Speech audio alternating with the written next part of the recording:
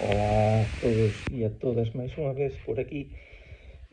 Pasaba para dizer que ainda estou vivo, ainda que non o pareza. Xa quase 2 meses que non subo nada, porque non teño tempo nem para respirar, mas tudo ben.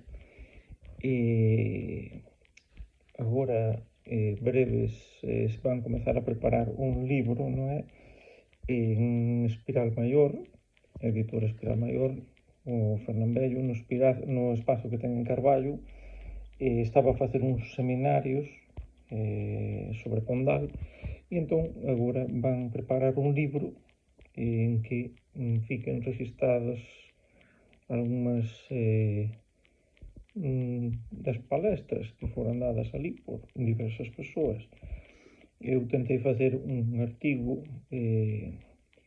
para contribuir nese libro que xa enviei. Non sei se terá cualidade suficiente, non o sei aínda. Mas a miña idea foi, en principio, tentar ver se había algún vocabulario, alguma cousa específica en Queixumes de Eduardo Pondal que aparece tamén nos Lusíadas de Camões. A idea era relacionar os dous libros. Xa algún traballo en que falan pois dos Eoas comparado cos Lusíadas, e pronto. E sí que había un artigo bastante extenso e ben preparado en que falaban de moita cousa, dos argumentos un pouco da historia, que no final o que tentou facer Pondal aí cos Eoas é basicamente o mesmo que facía Camões cos Lusíadas. É unha viaxe de ultramar. No caso de Camões sería unha viaxe de Vasco da Gama e camiño das Américas, e no caso de Pondal pois sería Colombo, tamén coa idea de chegar ás Indias, non? Entón, un pouco iso, fala moita cousa, e non é só un análise, vai comparando trechos, en que há coincidencias tamén, como o vello do Restelo. No caso dos Lusíadas tamén há unha conversa dun vello indio, no caso de Pondal, que tamén ten aí uns comentarios, se podría facer algún paralelismo. Depois tamén há unha parte de vocabulario, recursos estilísticos, as medidas dos versos, etcétera, etcétera. Quer dizer, há moita cousa cos Eoas, mas con Queixumes nem tanto. Entón, decidín, coa axuda duns colegas que traballaban coa questón da análise de corpus, con programas informáticos, e a idea que había aí era procesar os dous libros e ver se podía encontrar así algún vocabulario, alguna cousa específica que fose relevante, non? Que de alguma forma nos indicase que tamén había influencias aí de Camões, entre outros autores, porque en Pondal há moita cousa, non é só Camões, obviamente. Ten moita lectura de mitoloxía grega, romana. Entón ten moita cousa, e outros autores máis, lecturas en italiano, francés, etc. En fin, entón a idea era esa.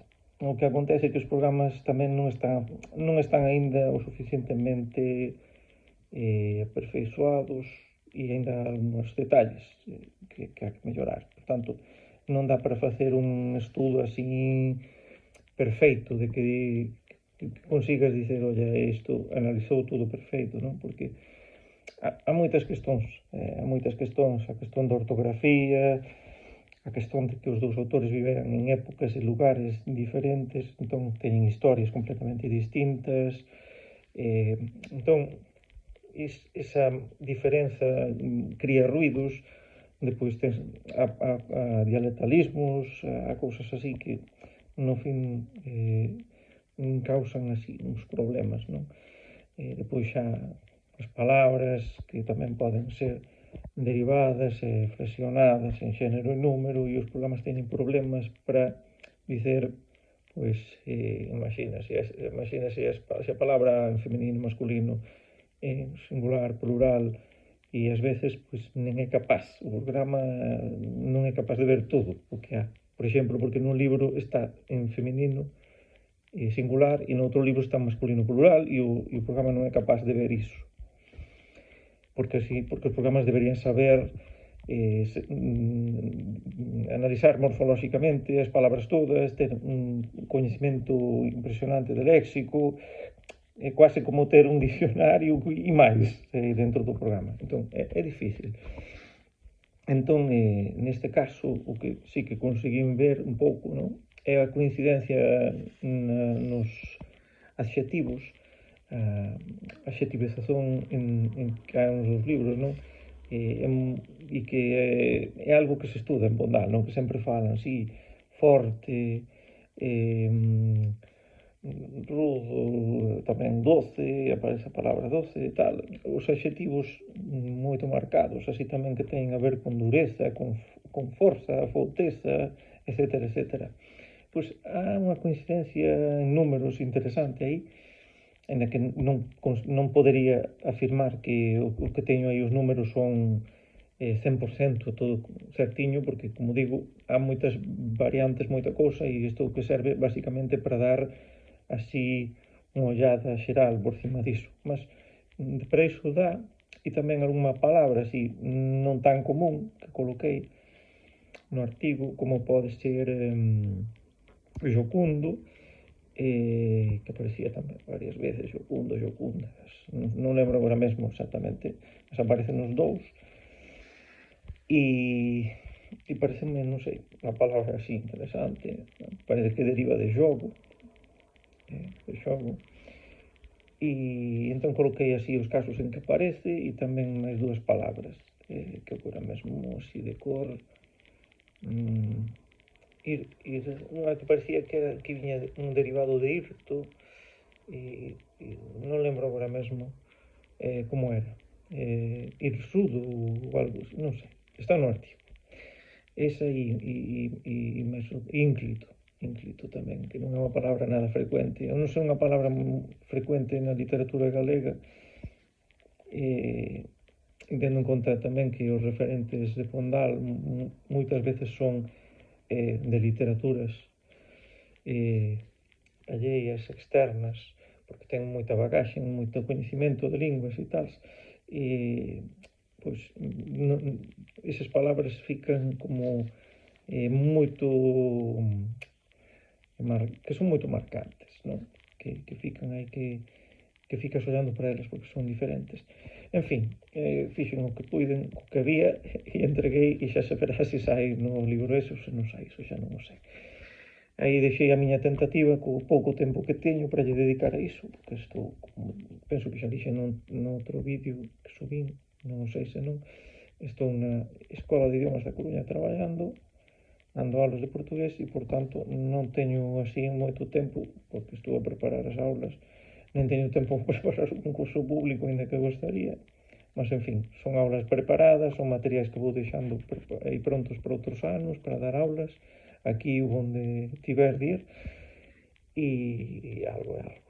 Por lo menos estou traballando, gañando experiencia e criando os meus propios materiais, que iso sempre é positivo. E ao mesmo tempo tamén serve para aprender, porque coas dúbidas dos alumnos tamén dá para aprender, para investigar e para continuar avanzando, que é o interesante de traballar, que conseguir mellorar e aprender máis.